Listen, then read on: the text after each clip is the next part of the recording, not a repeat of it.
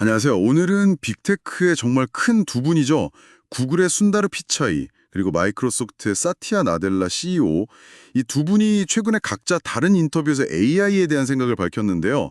매튜 벌먼 유튜브 채널에 올라온 이 인터뷰들을 저희가 좀 깊게 들여다보면서 두 리더가 보는 미래, 공통점은 뭐고 또 차이점은 뭔지, 그리고 당신께서 여기서 뭘 얻어가실 수 있을지, 그런 핵심적인 부분들을 좀 짚어보려고 합니다. 네, 기술 최전선에서 정말 어떤 이야기들이 오가는지 그 생생한 내용을 한번 같이 파헤쳐 보시죠. 좋습니다. 자, 그럼 먼저 AI 개발 전략 이 얘기부터 시작해 볼까요? 피차이 CEO는 구글이 여러 가지를 동시에 하고 있다. 이런 점을 강조했어요. 트랜스포머는 당연하고 요즘 확산 모델, 디퓨전이라고 하죠. 이미지 생성 같은 거요. 아, 되네. 여기에 대해서는 가능한 한 강력하게 밀어붙일 거다. 이렇게까지 표현했더라고요. 의지가 확실히 보이네요. 그렇죠. 그리고 제미나이 같은 월그 모델 개발이라든지 아니면 알파폴드처럼 아예 과학적인 발견을 목표로 하는 AI, 또 제미나이 1.5 플래시처럼 효율성을 확 높인 모델까지 정말 다방면으로 힘쓰는 느낌이에요. 재귀적 자기 개선 연구 얘기도 했고요. 네, 그 모델 자체의 혁신도 물론 중요하죠. 네, 나델라 CEO는 여기서 관점을 좀 더 넓히는 것 같아요. AI 시대가 왔으니 아예 기술 스택 전체를 다 뜯어 고쳐야 한다. 이렇게 말하거든요. 기술 스택 정체요? 네, 기존 애저 데이터 센터를 그냥 늘리는 수준이 아니라 AI 공장으로 만들겠다. 이렇게 표현했어요. AI 공장이라, 와, 표현이 강렬한데요? 그렇죠. 그러니까 GPU만 필요한 게 아니고 기존의 컴퓨팅 자원, 스토리지 이런 것까지 포함해서 지난 15년간 쌓아온 인프라 전체를 새로운 AI 에이전트 작업에 맞게 다 바꿔야 한다는 거죠. 훨씬 좀 거시적인 접근이라고 할까요? 기술 스택의 모든 계층을 재구상해야 한다. 이 말이 딱 핵심인 것 같습니다. 와, 진짜 AI 공장이라는 말에서부터 접근법 차이가 확 느껴지네요. 그러니까 피차이는 구체적인 모델 자체의 성능이나 가능성, 이런 쪽에 좀 더 집중한다면 나델라는 그 모델들이 돌아갈 판, 그러니까 인프라 한 플랫폼 전체를 새로 구축하고 장악하려는 그런 큰 그림을 그리는 것 같아요. 네, 맞습니다. 각자 잘하는 분야를 더 파고드는 전략이겠죠. 구글은 연구와 모델, MS는 플랫폼과 인프라. 자, 그럼 다음 주제로 넘어가서 AI 에이전트 얘기를 해볼까요?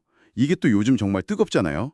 피차이는 AI 에이전트가 앞으로 코딩도 도와주고 새로운 발견도 하고 우리한테 거의 슈퍼 어시스턴트가 될 거다. 이렇게 보더라고요. 슈퍼 어시스턴트. 네. 특히 그 프로젝트 아스트라라고 보고 듣는 걸 실시간으로 이해하고 대화하는 AI 있잖아요. 이걸 기반으로 한 안경 같은 기기 얘기도 하면서 되게 개인화된 경험, 이런 가능성을 제시했고요. 아, 그 데모 영상 봤어요. 인상적이더라고요. 그렇죠. 물론 그러면서 프라이버시나 내 데이터를 내가 통제하고 옮길 수 있는 문제, 이런 것도 당연히 고려해야 한다고 덧붙였고요. 네, 그건 정말 중요한 문제죠. 근데 나델라는 이 에이전트가 특히 업무 환경을 완전히 바꿀 거라고 보고 있어요. 마이크로소프트 365, 그러니까 팀스나 엑셀 같은 앱에 에이전트가 아주 깊숙이 들어오는 거죠. 아, 업무 생산성 향상에 초점을 맞추는군요. 맞습니다. 더 나아가서는 여러 앱이나 서비스들이 사람 없이도 서로 알아서 소통하면서 일을 처리하는 에이전틱 웹이라는 개념까지 제시했어요. 에이전틱 웹이요? 처음 들어보는데요? 네.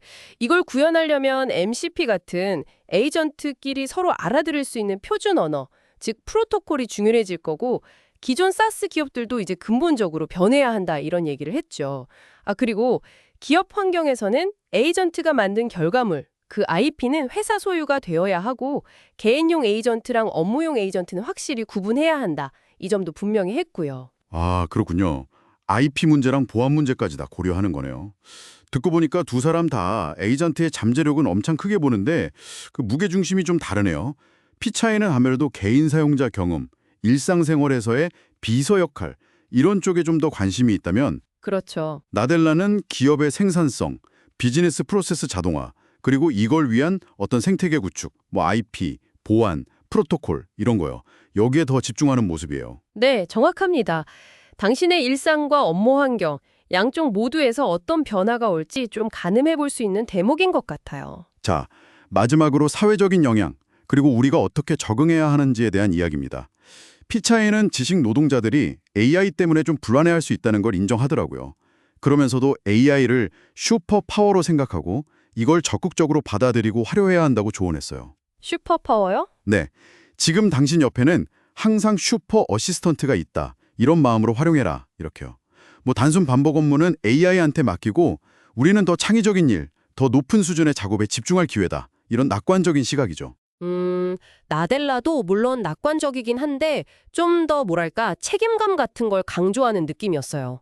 AI의 궁극적인 목표는 풍요, 그러니까 생산성을 높여서 경제 성장에 기여하는 거라고 봤거든요. 풍요, 어번던스 말씀이시죠? 네. 그런데 이게 그냥 되는 게 아니라 정당성이 필요하다는 거예요. 예를 들어 스탠퍼드 의대에서 암 연구에 AI를 쓰는 것처럼 정말 의료나 과학 같은 인류의 중요한 문제 해결에 기여를 해야 AI 돌리느라 쓰는 막대한 에너지 소비 같은 걸 정당화할 수 있다. 이런 논리죠. 아, 일리가 있네요. 그냥 기술만 발전시키는 게 아니라 그렇죠. 그래서 달러당 와트당 토큰 같은 에너지 효율성 지표를 되게 중요하게 보고 실질적인 가치를 만들어내는 걸 강조해요.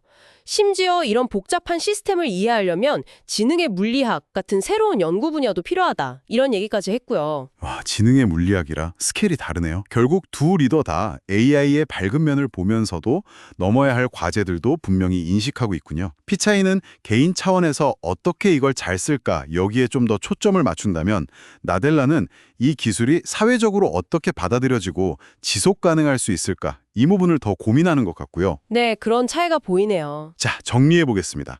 피차이와 나델라 두 사람 모두 AI에 대한 정말 막대한 투자 의지, 그리고 에이전트 기술이 가져올 변화에 대한 기대, 또 미래에 대한 어떤 근본적인 낙관론, 이런 것들은 공유하고 있습니다. 맞아요. 공통분모는 확실히 있죠. 하지만 구글은 역시 사용자 경험과 핵심 AI 모델 연구에 강점이 있으니 그쪽에, 마이크로소프트는 기업 시장 중심의 플랫폼 재구축과 생태계 조성에 더 힘을 실는 그런 전략적인 차이가 뚜렷하게 보입니다. 여기서 정말 흥미로운 건요. 이 거대한 기술 변화의 파도 앞에서 둘 리더 모두 뭐랄까 혁신 속도랑 기존 시스템과의 조화, 그리고 사회적 책임감 사이에서 정말 필사적으로 균형을 잡으려고 한다는 거예요. 구글의 그 연구 중심 DNA, 또 마이크로소프트의 엔터프라이즈 중심 DNA가 전략에 그대로 녹아있는 거죠. 네, 그 기업의 본질이 드러나는군요. 그리고 가장 중요한 건 두 사람 모두 AI를 그냥 단순히 기술이 좀 발전했다, 이 수준이 아니라 우리 개인과 기업 모두에게 적응을 요구하는 아주 근본적인 패러다임의 전환으로 보고 있다는 사실입니다. 자, 오늘 두 거물의 비전을 쭉 한번 살펴봤습니다. 어떠셨나요? 마지막으로 당신께 한번 질문을 던져보면서 마무리할까 합니다. 이들의 이야기를 들으시면서 당신의 일이나 혹은 관심 있는 분야에서 AI 에이전트가 가장 먼저 어떤 변화를 가져올 거라고 예상하시나요?